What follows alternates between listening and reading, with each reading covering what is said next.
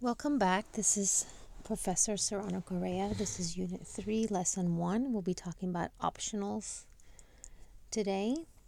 Um, so anytime that you get data from a user, you might have different times where the user might or might not enter all the data that you're asking for because it might not apply to them. For example, if you're filling out a form online and it asks for an address and it asks for an apartment number, that might not apply to you if you live in a house. So that could be an example. Another one would be you might or might not have a home phone number. You could have a cell number but not a home phone number. And so those are things that you would leave blank. So these are the things that when you fill out forms, you notice that they're not required. They don't have that red asterisk because it's not a required field. And so something that we can do is we can assign a nil to that value, which means that nothing is entered. We don't have that specific value. And so that's what we're going to talk about today is how do we allow for that? How do we allow for things like I'm either going to get a string or I'm going to get a nil. I'm not going to get anything. And so here's an example. A first example is a book structure. And this book structure has two properties, name and publication year. And what they're saying here is that a book could be a book that is not quite published yet. So you would have the name, but you wouldn't have a publication year yet. And so we're saying, how do we capture that information? So right now, if we define our structure like this, we have a constant name, publication year, one's a string, one an integer. Then we can initialize this book by assigning it a string, a name, and the year it was published. String, year it was published. And well, here first, so we have book and we assign it this too. So this is one option. Now let's take a look at this. So let's say that we don't have a year. So if we put question marks, it would not let us do this. It would give us an error because publication year is defined as an integer. So we can't assign it question marks. We can't we can assign it a 0 and it won't give us an error, but 0 is an actual year. So we don't want to assign it a 0. And then this book was actually published in 2017, but let's say that this was 2019, so our current year. Let's say that you decide, well, I'm going to assign it the current year. If it doesn't have a publication year, well, that would also be invalid because really the book has not been published yet. And so what we can do is we can assign it a nil. NIL is a reserved word. Notice it's in your turquoise, that blue turquoise color. And it's in the blue turquoise color here, so it's a reserved word. And if we assign it a nil and we leave the structure as we defined it earlier, we would actually get an error. So to fix this, what we're going to do is we're going to change the structure the way that we defined it. And here where it says publication year, we're just going to add a question mark there next to the end. What that's telling the computer is that now publication year isn't optional. And what that means is that you will either get, it says expect either an integer or expect a nil. And we can have either one of those values assigned to publication year. So now if we look down here and we assign nil to publication year, it's not going to have a problem. So basically think of it as it's an option to have a year. your option is have a year, an integer, or have no year. And the way we show that is by using the reserved word nil. In some other languages, if you've studied the language, we would call it null. So either way. All right, so here we have a variable that we've defined. We called server response code, and we've assigned it a 404. So what we're showing here is that, you know how you can create variables and not tell it the data type, right? And if you don't tell it the data type, what's going to happen is that the compiler sees that you assigned it a 404, so it's going to make server response automatically an integer. And you can't assign anything else to this server response except an integer. So if you make server response 404, define it as 404, and then you try to assign it a nil, it's going to give you an error. So it doesn't allow for us to say, oh, make server response code nil. So this is invalid. This is okay, a 404, that makes it an int. This is not okay. It doesn't allow for this data type. There's no data type for this. So what we have to do again is just say, okay, we're going to put a question mark after the int, and now we can assign a 404, or we can assign it a nil, and either one, it's okay. The compiler doesn't have a problem because you're saying this is an optional. It can either be nil or it can be an integer. Okay, force unwrapping.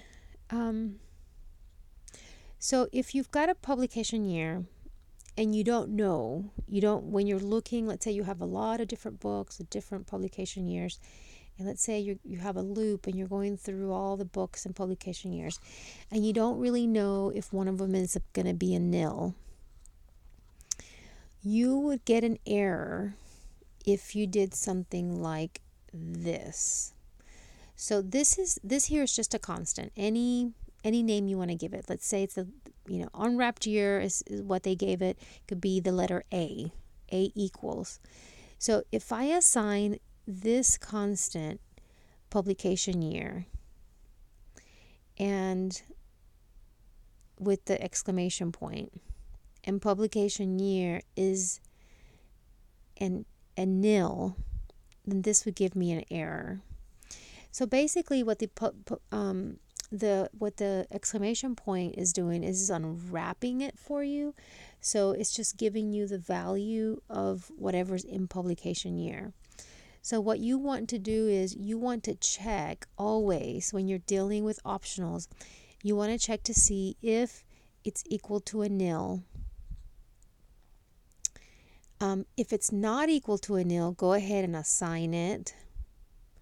If it is equal to a nil, then you want to say there is no value, or whatever message you want to, or maybe there's something else that you need to do. But you can only assign it to variables or constants if it's not a nil. So once again, by putting the exclamation point here, it is unwrapping our publication year, and it can assign it to actual year, but we only want to do that if we know that it's definitely not a nil value. There's two ways that you can do this if statement. This is the long way, but it's actually easier to understand. So if publication year is not equal to a nil, let actual year equals publication year, and then here it just says print it. Another way that you can do this is by taking a variable that you create or constant. So here's a constant that we created. It can be anything. It can be A again, right? This here, this long, big, long constant. And you would assign it booked up publication year. So what you do is you say if let constant name equal, and then you write the optional here, whatever the optional is. So what it does is here it's only going to assign the publication year if it is not a nil. If it is a nil, this will be false and it will go to the else statement. And you can try it out. You can play with it, go to Playgrounds and copy this, paste it, or type it in, and you can play with it so you can see how if it's a nil, it does not do this part, it does the else. So this is a shortcut here. Again, this is the structure of it. You have if, let some constant name, make up any name you want, equal sign, and then the optional. And remember that the optional is that variable you defined. So let's see here. So this is the optional right here because it has the question mark. Okay. Okay, return values. So normally when you return a value from a function, you tell it what data type you want to return. Do you want to return an integer? Do you want to return a string? Whatever it is that you want to return. And so if we look at this function is called print full name. It contains a string. It contains an optional, so you could have a middle name or not. If you don't have a middle name, it will be assigned a nil. And you have definitely a last name. Here's another function. It's text from URL. This function, it's going to take one URL and it's going to return an optional. So it can return a string or it can return a nil, either one of those. And so just by using the question mark, we're saying that that it's an optional. Okay, so with initializers,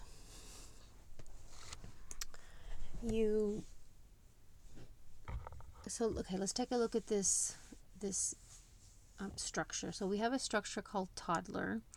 Toddler has two variables. Birth name is a string, months old is an integer. So here's the situation. What if I get the name of the toddler or the name of this child, but the months doesn't apply to a toddler? So let's say that he's like, let me see how many months toddlers are. So let's say that he is 40 months old. So if he's 40 months old, what we want to do is we don't want to initialize it with this kid's name who's 40 months old because he's too big. He's not a toddler. So we want the initialization of it to be optional. We want it to be nil if he's not a toddler. So let's take a look and see how they've done it. So again, we have toddler, we have birth name and months. We leave that there because we're always going to get that. It's going to be some child's name and some months. But what we're going to do is we're going to check, and we're going to check that if he is less than 12 months old, if he's less than 12 months old, he's not a toddler. He's still a baby. If he is greater than 36 months, he's no longer a toddler. Now he's considered a child. So toddlers are only between 12 and 36 months. So if he's between these months, we want to return a nil. And the way that we return a nil is by putting the question mark at the end of the init function. So this is my initializer. And what we're saying is that we can initialize it with the birth name and months, or nothing. It's going to be nil. And so here, if it is a toddler, then we assign it the birth name and the months old. So remember, self to birth name, what it does is that it takes the current object. Self is a current object, the current toddler object that has been created, and we assign it the baby's name, or the toddler's name, and how old he is. So hopefully structures are making sense.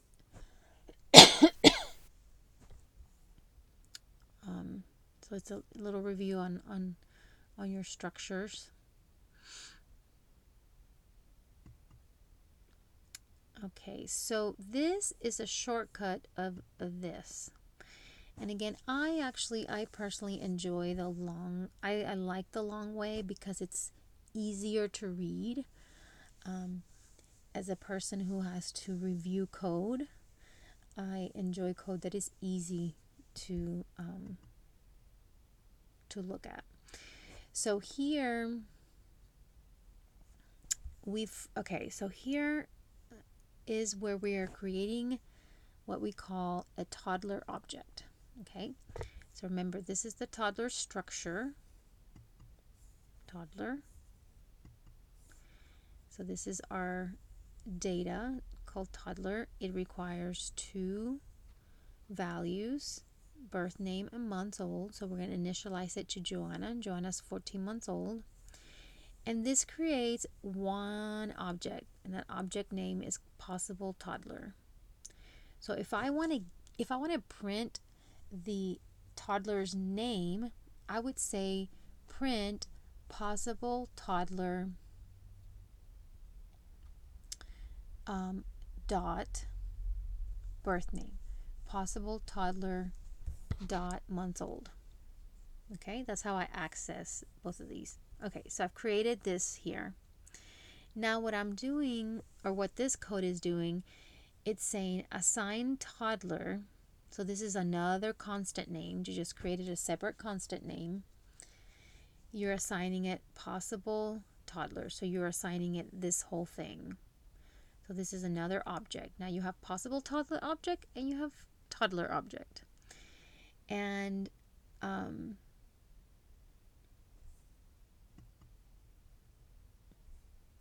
because you have an initializer that has an optional, it will say it would only do this if it's not nil. So this only happens if it's not nil. And if it's not nil, it will then print the birth name and the months old. Otherwise, it's going to tell you this is not a toddler. So it says the age you specify for the toddler is not between 1 and 3 years of age. So remember that it only initializes our toddler object if this is true. If this is false. If this is true, it sets it to nil. Okay. All right, so this is chaining, and chaining looks like this. So let's say that you have 3 classes: a class person, a class residence, and a class address.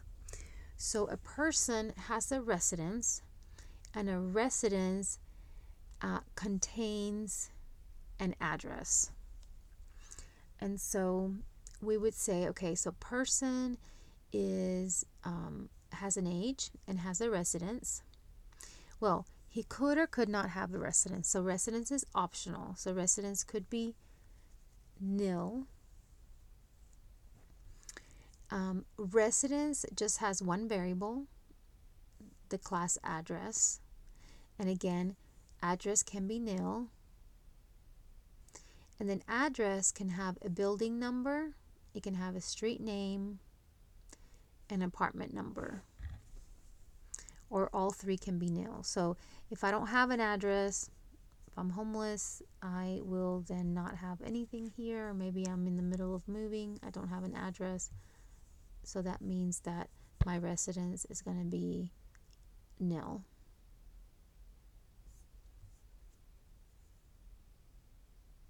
Now also here, I could have an address, but I could have a building number and a street name, like, my if you have a home like 100 Main Street, but you don't have an apartment number. So this just by itself could be nil, but these two could be there.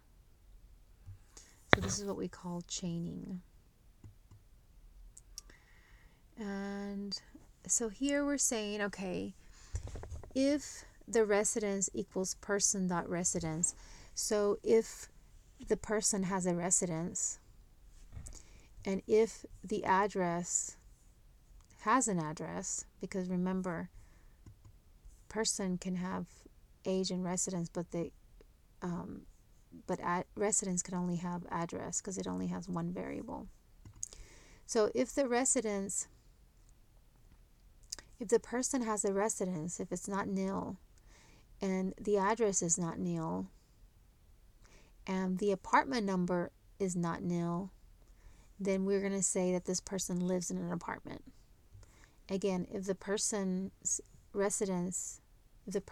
a residence, and if they have an address, and if they have an apartment number, then he or she lives in an apartment, or lives in apartment number blah. Okay.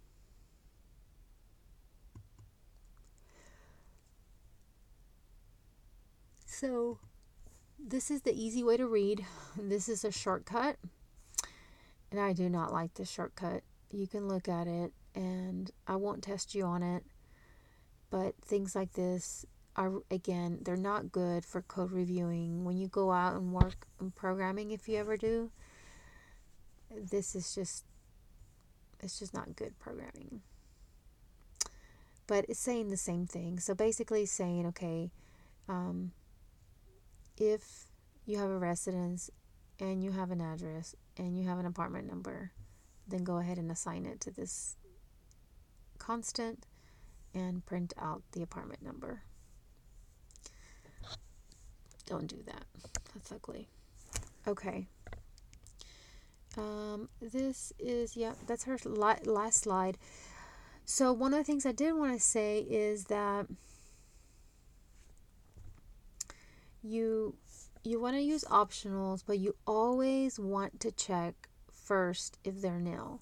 So the proper thing to do when you're using optionals is to do an if statement like this one. So always have an if statement. Never just unwrap and assign without checking. So don't do this ever. You always want to check to see if it's nil, because if you don't check and if it is a nil, it will crash your program. Test it out, do it on Playground, and see it crash your program, okay? So you won't forget. Now, there are circumstances where we do unwrap without checking, and that happens in instances like this, where you have a user interface label or maybe a text box or something where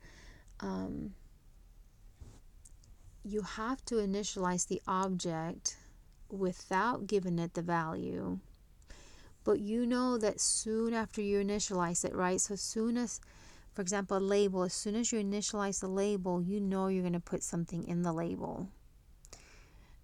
So that is okay to do at that point. And usually those are the places that you'll see us unwrapping and assigning without checking if it's nil, because you're guaranteed that it's not going to be nil. If you are guaranteed that it's not going to be nil, then don't check for the nil. Otherwise, check for nil, because you don't want your program to crash. Okay, so you have a lab to complete. Let's go take a look at that really quickly.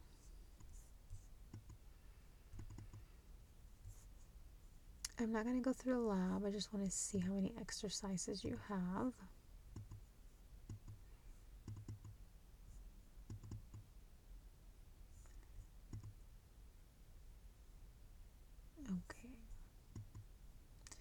You have 6 exercises to complete. Please email me if you have any questions.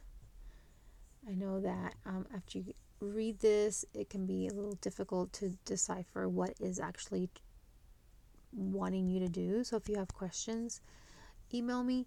Tell me what exercise number it is. So is it exercise 1 or 2 or whatever?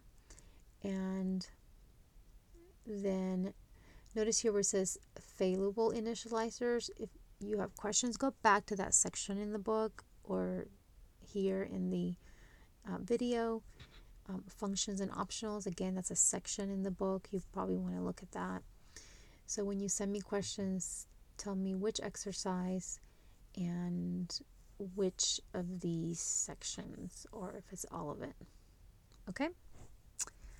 All right, guys. We'll see you or talk to you when we go over lesson 2 in unit 3.